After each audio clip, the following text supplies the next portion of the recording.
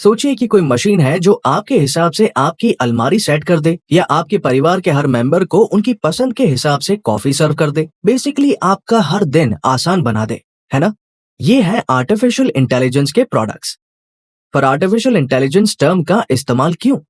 क्योंकि इन मशीनों में ह्यूमंस जैसी इंटेलिजेंस को आर्टिफिशियली इनकॉर्पोरेट किया जाता है ताकि वो हमारे जैसे टास्क कर सके। हर इंटेलिजेंस को कॉम्प्लेक्स एल्गोरिदम्स और मैथमेटिकल फंक्शन से बनाया जाता है। लेकिन हो सकता है कि एआई पिछले एग्जाम्पल्स की तरह काम ना करे। इनफैक्ट एआई का इस्तेमाल smartphones, cars, social media feeds, video games, banking, surveillance और डेली लाइफ के अलग अलग हिस्सों में किया जाता है। असल सवाल ये है कि एआई क्या करता है। यहाँ एक रोबोट है जिसे हमने अपनी लैब में बनाया है और अब इसे एक फील्ड में छोड़ दिया गया है। लाइटिंग, लैंडस्केप और फील्ड के डायमेंशंस में वेरिएशन के बावजूद एआई रोबोट को उम्मीद के मुताबिक परफॉर्म करना होगा। किसी नई सिचुएशन पर सही तरीके से रिएक्ट करने की क्षमता को जनरलाइज्ड लर्निंग कहा जाता है।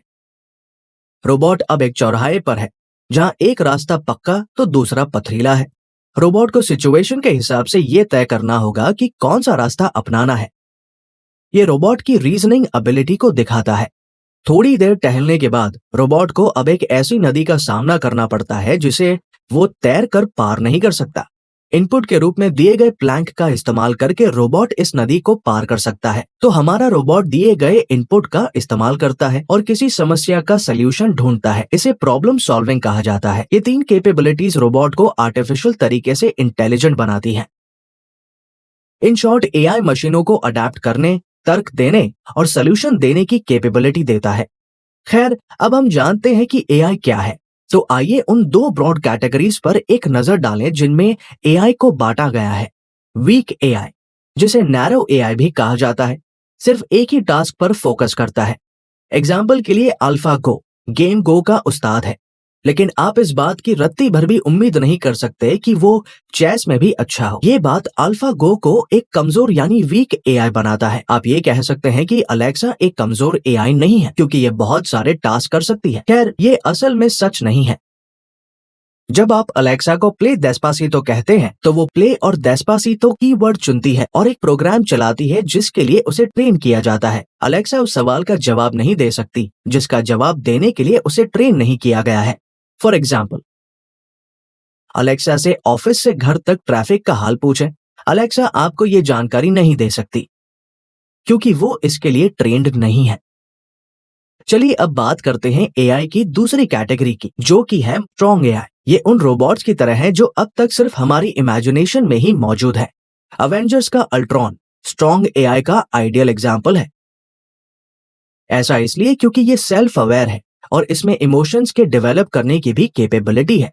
इस वजह से एआई का रिस्पॉन्स अनप्रेडिक्टेबल हो जाता है। आप सोच रहे होंगे, आर्टिफिशियल इंटेलिजेंस मशीन लर्निंग और डीप लर्निंग से कैसे अलग है? हमने जाना कि एआई क्या है। मशीन लर्निंग एआई हासिल करने की एक टेक्निक है, वहीं डीप लर्निंग मशीन लर्निंग का एक सबसेट है।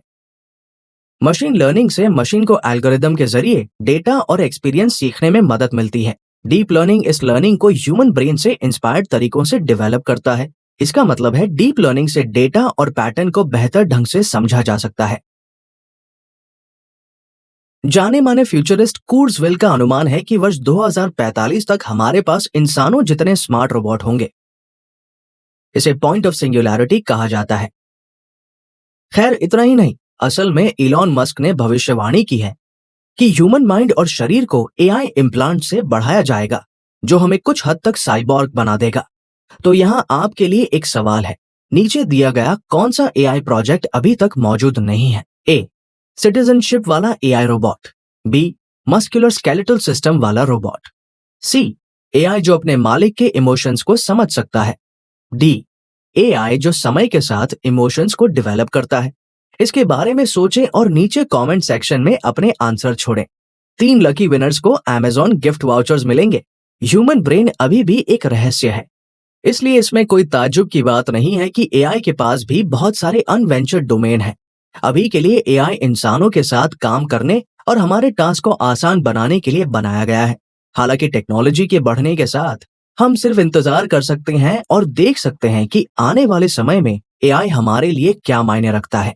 और ये था आर्टिफिशियल इंटेलिजेंस आपके लिए शॉर्ट में।